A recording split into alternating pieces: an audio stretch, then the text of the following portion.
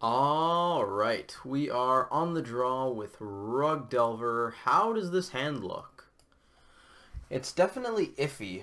Um, Mostly because we only have one land. In most scenarios, given that we don't have Visions or Traverse, I'd be inclined to not keep this. But we actually have two pretty decent cantrips out of Thought Scour here, especially because we have Mandrills. We can play the Delver. We're on the draw. I think I'm actually going to keep it. Being on the draw is going to definitely help us in finding our land drop because we're just going to see more cards. Our opponent's mulling to at least 5. They went down to 4. We're probably going to go get a breeding pool, I would think. Thought Scour ourselves. Okay. Our opponent has not seen any lands. And, well, I try to avoid vulgar language, so maybe don't look at the chat where we were. Okay, so maybe we're just going straight to game 2 because their hands were really bad. Or they're scooping the whole thing? I don't know. Nope, they did not scoop the whole thing. I think this might be a keep. This Traverse is looking pretty bad, so I actually don't like it. We're pretty far from casting it. We're pretty far from Delirium, which makes me not want to cast it. We already have enough land, so this is pretty bad. Mandrills is slow. We basically have Bolt, Snap, Bolt, which isn't always good. Obviously, this isn't a great hand. Neither's this. Wow, so it looks like they mulled into Oblivion for the first game, and we did for the second. I'm definitely keeping that on top. So the first hand was possibly a keep, but it was very slow, so I don't think I actually like it. If Lightning Bolt is good, that hand is good. If Lightning Bolt is bad, that hand is basically atrocious. We didn't have a clock coming down anytime soon. Snapcaster Mage isn't a clock. So I would mulligan it. I don't exactly like that our 6, 5, and 4 had 0 lands among them, but what are you going to do with that? I still think mulliganing is a good choice there. We're going to start off on this Misty. I would like to have action before lands, so I don't mind fetching, even though we only have the 2 lands so far. I'm not sure what our opponent is on, some sort of blue-red deck. With Sleight of Hand, looks like Storm. That's interesting, because Bolt is actually pretty good against Storm these days. But on the other hand, we wouldn't have had a clock until probably turn 4. I imagine is the soonest we would have played that Mandrills. Couple fetches I believe we had. I think it was 2 fetches in a Steam Vent, so 2 fetches. Maybe the Traverse as well puts 3 cards in the bin. We probably Bolt, Snap, Bolt on 3. So we probably end up playing Mandrills on 4. Which isn't great. Or rather, Bolt on turn 1 or 2, Snap Bolt after that. So yeah, I don't think that hand would have been very good for Storm, just because of how slow it is. They probably would have gone off sooner or later. I think we'd end up killing them around turn... I'm going to slam this Tarmogoyf because we have nothing better to do. It's entirely possible our opponent just kills us here. We play Mandrills around turn 4. That's a 5-turn clock against Storm. They're probably not fetch shocking down to 16, which would make it a 4-turn clock, so we probably win around turn 9. I don't think we really want to go for the turn 9 kill against Storm. Once again, this is totally in hindsight. We don't have any of this information when we actually make the mulligan.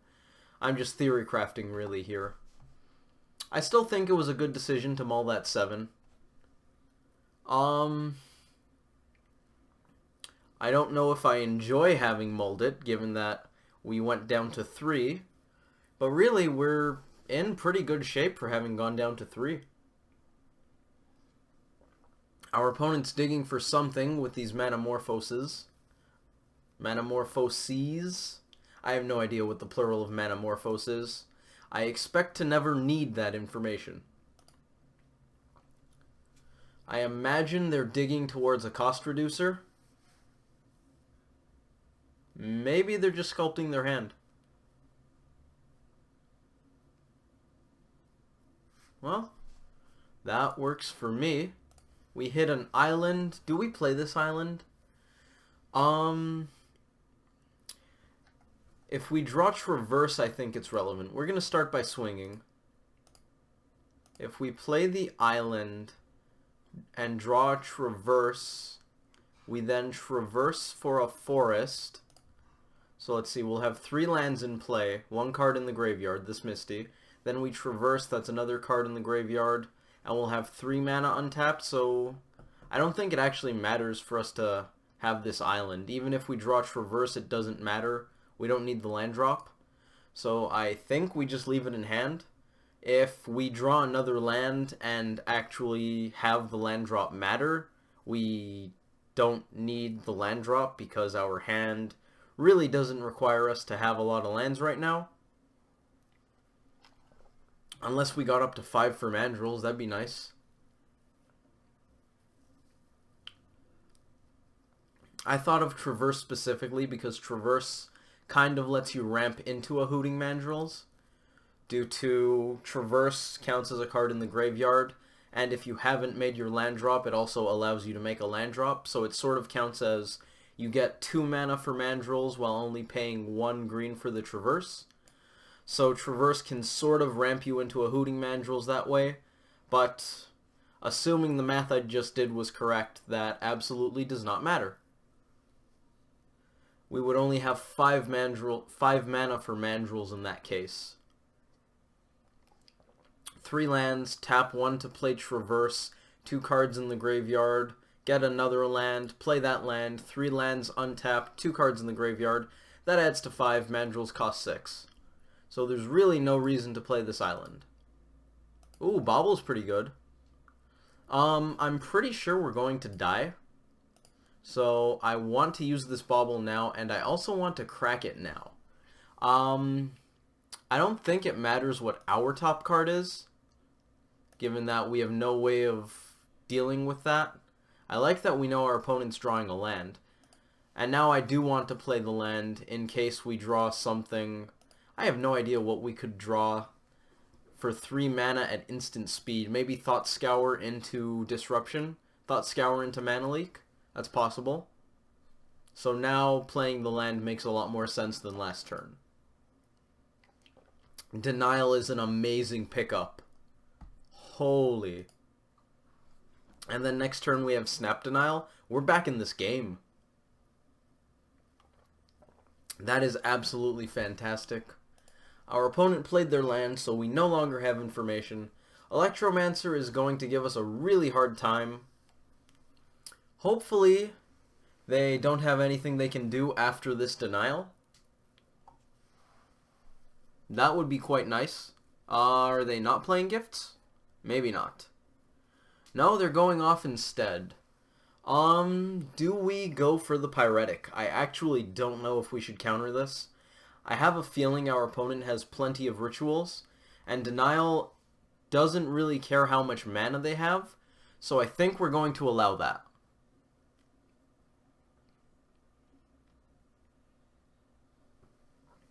The gifts, on the other hand, is pretty likely to let them get rolling, so I think we want to target this. Now, it's pretty likely that they can still go off over the top of this denial, just let it resolve and do a bunch more shenanigans, but at least we're trying to cut them on cards here. We're definitely not cutting them on mana. Unless they only had the 1 ritual, but even then, we counter the ritual, they can still gift. I'm probably biased because our opponent showed us the gifts before they played the Pyretic. So it is entirely possible that if they didn't do that, I would have gone for the ritual. But knowing they have the gifts in hand, I think I want to aim more for the cards instead. They still have access to 3 mana plus 1 for the Electromancer. They don't do anything, which is good. Oh, denials for days. We can't go mandrills and then play the denial, so I think we're just going to keep clocking with this goif. Now, I might choose to snap denial instead of just playing denial on our next turn, unless I want to play around remand.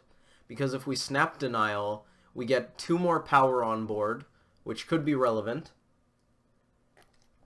And it also means that we have our mana saved for next turn, where if we draw a land, I believe we'd be able to go mandrills plus denial on this turn.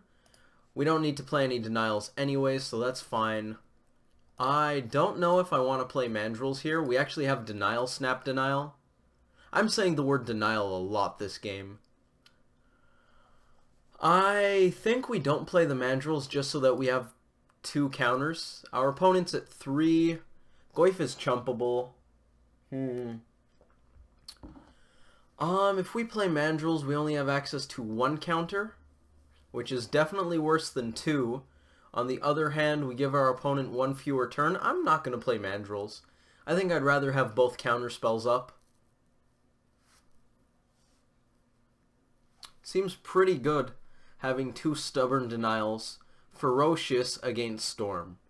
Now, this is a late game Serum Visions, and they're probably trying to sculpt their hand here, so I actually kind of want to counter this. Is that good? Do we counter the Visions? They have plenty of mana. Let's counter the Visions. Blue, green, say.